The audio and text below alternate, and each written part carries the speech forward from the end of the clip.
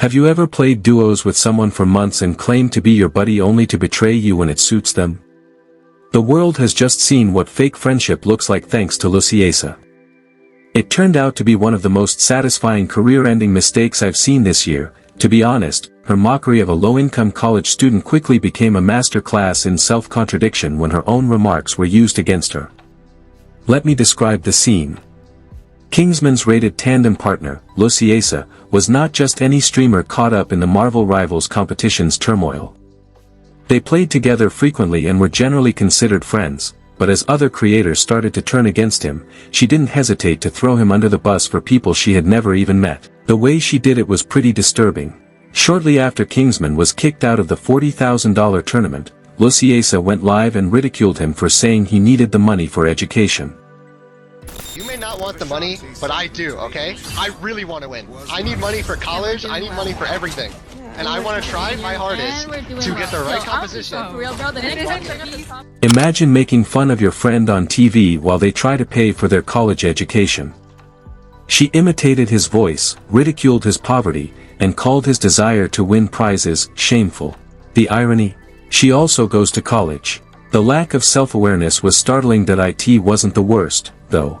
After being criticized, Luciyasa decided to defend herself by comparing support for Kingsman to support for Israel. Yes, you heard correctly.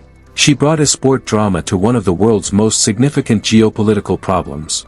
Making the analogy was a foolish cognitive leap, and viewers immediately criticized her for it. It demonstrated how online discussions may occasionally stray from the subject at hand and get insensitive. I have a genuine question. Like, seriously, answer this. Even if you support Kingsman, whatever, support Kingsman like it's Israel. Anyways. When Luciyasa realized she had damaged her own reputation, she moved into damage control mode. Instead of offering a forceful apology, she delivered the standard, "That's not what I meant," explanation, stumbling over her words and contradicting what viewers had clearly heard. Then, in a desperate attempt, she began discussing donations to Palestine, implying that her acts were somehow justified by generosity. This reflects a broader trend on the internet where public virtue signaling is used more defensively than constructively. Charity is commendable, but viewers soon understood that it cannot replace responsibility. She was contradicting herself. On one webcast, she stated that Kingsman should be kicked out because the organizers had more experienced players lined up. After receiving criticism, she later stated that she never agreed with the decision and would have voted against it. These contradictory statements highlight a credibility issue. Consistency is necessary for confidence, especially in public conversation. But at the end of the day, you're like, guys, I am a Lebanese Arab. Like, I have 100% donated more. I even had, what do you call it? Not that this is an excuse, but I'm saying I have definitely donated more than all of you guys combined to Palestinians. I literally have family there. I don't know really what. In an attempt to show accountability, she posted pictures of her apology in direct messages to Kingsman. Asterisk, "I'm sorry you got kicked" was the message instead of, "I apologize for how I handled you." This distinction is crucial.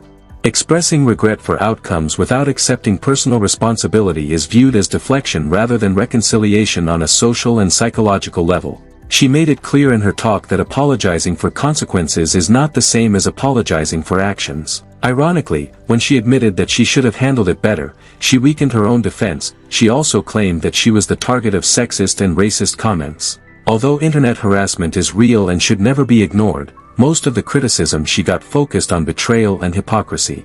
It is a well-known rhetorical device to limit mainstream disapproval by focusing on fringe harassment and diverting attention from significant issues. This was especially shocking in light of her prior behavior, which includes poking fun of Kingsman's audience, his community, and his character before claiming to be the victim of cyberbullying. I heard in her voice she was getting upset. And I said, "Oh no, he's sorry." He said, "No, don't worry, I'm actually gonna explain everything." And I said, "Well, alright, I'm sorry. I'm sorry about you getting kicked. I was excited to be on the same team as you." "Yeah, same." And then he said, "Bro, I rewatched and you rage baited me so hard." The lack of self-reflection became increasingly apparent. It is impossible to publicly criticize someone for hours on end and then act surprised when they reply, particularly if the criticism is on documented activities. The situation deteriorated when Luciyasa assaulted Basim, the tournament organizer who publicly apologized for his own mistakes. No matter how sincere his apology was, she called him the biggest loser of all time for taking responsibility. this creates a strong contrast between humility and defensiveness. While one approach reduces conflict, the other promotes it. Basim himself expressed confusion, pointing out that accountability usually reduces hostility, whereas giving excuses prolongs debate. Luciyasa then deleted her VODs, seemingly in an effort to move past the tragedy. On the other hand, digital culture rarely forgets. Because of archived copies, every disagreement and controversial remark was preserved, demonstrating the durability of online traces. Dude, really? That one wasn't even, like, really? Bro, Basim is the biggest, like, loser of all time. It's interesting to see how Cici fits within the broader Marvel Rivals story. Even though Cici received early attention, Luciasa's actions may have carried more weight due to the betrayal element. It was Luciyasa, not Cici, who played alongside Kingsman. She teamed up with him often, knew him personally, and still turned against him when public opinion shifted. That distinction changes how audiences interpret behavior. Online communities tend to react far more strongly to perceived betrayal than to general hostility, because it violates expectations of loyalty and authenticity. What makes situations like this especially fascinating is how internet narratives evolve. Loyalty and betrayal often matter more to viewers than gameplay itself.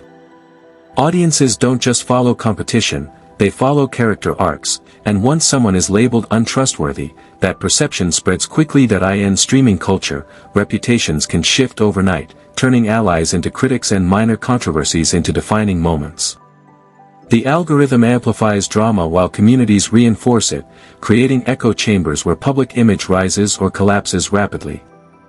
This highlights a deeper truth about digital influence. Authenticity functions as currency, and once questioned, rebuilding trust becomes extremely difficult. At the same time, controversy can unintentionally elevate others involved, as attention shifts toward those perceived as genuine or wrong. In the end, the outcome was striking. Kingsman gained significant support and emerged as the sympathetic figure as his channels grew rapidly. Meanwhile, Luciyasa lost followers and damaged her reputation. With sponsors distancing themselves and creators stepping back, her public image shifted from rising streamer to one associated with controversy and betrayal. Ultimately, this situation shows that reputation in digital spaces isn't shaped by talent alone, it's defined by consistency, accountability, and how people treat others when pressure mounts. In an environment where every clip can be replayed indefinitely, accountability isn't optional, it's inevitable. It also serves as a reminder that audiences today value transparency more than perfection, and creators who acknowledge mistakes often recover faster than those who deflect blame. Moments like this become case studies in online culture, illustrating how quickly narratives form and solidify. They show aspiring creators that community trust is built slowly but can collapse instantly.